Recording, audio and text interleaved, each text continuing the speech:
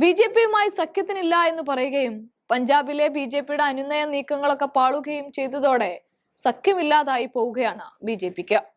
ബി.ജെ.പിയുമായി കഴിഞ്ഞ തവണ സഖ്യം ചേർന്നവർ ബി.ജെ.പി നയങ്ങൾ തങ്ങൾക്കെതിരാണെന്ന് മനസ്സിലാക്കിയതോടെയാണ് സഖ്യത്തിൽ നിന്ന് അകന്നു മാറിയത്.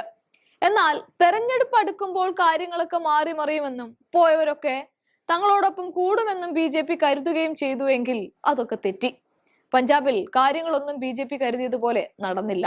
പഞ്ചാബിലെ 13 ലോക്സഭാ സീറ്റുകളിലും ചണ്ഡീഗഡിലെ ഒരു സീറ്റിലും മത്സരിക്കുമെന്ന് ആം ആദ്മി പാർട്ടി പ്രഖ്യാപിച്ചതിന് പിന്നാലെയാണ് ബി.ജെ.പി എസ്.എ.ഡിയുമായി ചർച്ചയ്ക്കൊരുങ്ങിയത്.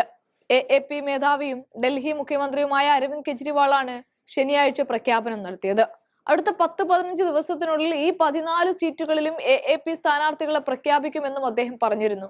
അതേസമയം കർഷക പ്രക്ഷോഭം, സിഖ് തടവുകാരെ മോചിപ്പിക്കൽ തുടങ്ങിയ വിഷയങ്ങളിൽ ശിരോമണി അകാലിദൾ ബി.ജെ.പിയിൽ സമ്മർദ്ദം ചെലുത്തുകയും ചെയ്തപ്പോൾ തങ്ങളുടെ അടവുകളൊന്നും ബി.ജെ.പിക്ക് നടക്കില്ല എന്ന് മനസ്സിലായി. അതോടെ 13 സീറ്റിലും ഒറ്റയ്ക്ക് മത്സരിക്കാമെന്ന തീരുമാനത്തിലേക്കും ബി.ജെ.പിക്ക് കടക്കേണ്ടിയും വന്നു.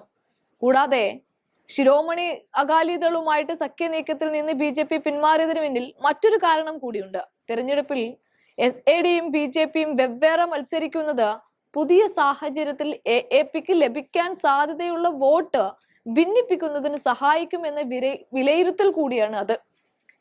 അതേസമയം കർഷക പ്രക്ഷോഭം വീണ്ടും ആരംഭിക്കുന്നതും ഇന്ത്യ-കാനഡ നയതന്ത്ര തർക്കങ്ങളും ഉൾപ്പെടെയുള്ള വിഷയങ്ങൾ നിലനിൽക്കുന്നതിനാൽ ബി.ജെ.പിയുമായി സഖ്യമുണ്ടാക്കുന്നതിന് ഗുണം ചെയ്യില്ലെന്ന വിലയിരുത്തൽ ശിരോമണി അകാലിദളിനും ഉണ്ട്. അവരുടെ ഒരു വിഭാഗം നേതാക്കൾക്കും ഇത്തരം ഒരു ചിന്തയുണ്ട്. ചുരുക്കം പറഞ്ഞാൽ പഞ്ചാബ് ലോക്സഭാ തെരഞ്ഞെടുപ്പിൽ ബി.ജെ.പി ശിരോമണി അകാലിദൾ സഖ്യം ഇല്ല. ചർച്ചകളെല്ലാം അമ്പാടെ പരാജയപ്പെട്ടു. ഇരു പാർട്ടികളും തമ്മിൽ നടത്തിയ സീറ്റ് വിഭജന ചർച്ചയും പരാജയപ്പെട്ടു. അകാലിദളുമായി സഖ്യത്തിലെത്താൻ ചർച്ച നടന്നു വരികയാണെന്ന് കേന്ദ്ര ആഭ്യന്തരമന്ത്രി അമിത് ഷാ പറഞ്ഞിരുന്നു. എന്നാൽ സീറ്റ് വിഭജന ചർച്ചയിൽ ബി.ജെ.പി സംസ്ഥാന നേതൃത്വം വിട്ടുവീഴ്ചക്ക് തയ്യാറാകാതിരുന്നതോടെ സഖ്യങ്ങൾ അത്രയും പാളുകയും ബി.ജെ.പി ഒറ്റയ്ക്കാവുകയും ചെയ്യുകയാണ്.